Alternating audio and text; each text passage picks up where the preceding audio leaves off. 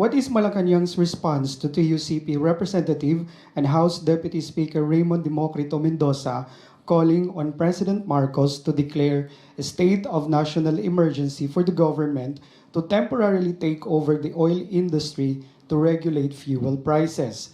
He said the President can invoke Section 14E of RA 8479 or the Oil Deregulation Law, which states that in times of national emergency, when the public interest so requires, the DOE may, during the emergency and under reasonable terms prescribed by it, temporarily take over or direct the operation of any person or entity engaged in the industry.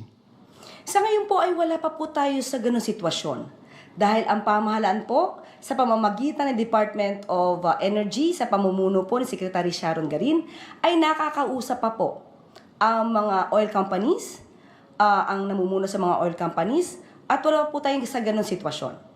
At ngayon po ay binabalangkas at gagawin pong batas ang pagbibigay ng kapangyarihan sa Pangulo para mabawasan ang karagdagang buwis sa mga produktong crudo or fuel.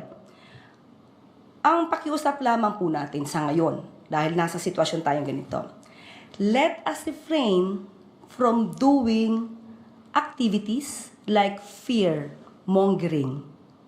Mas nakakadagdag po ito ng takot sa ating mga kababayan, samantalang ang Pangulo po at ang gobyerno ay still under control.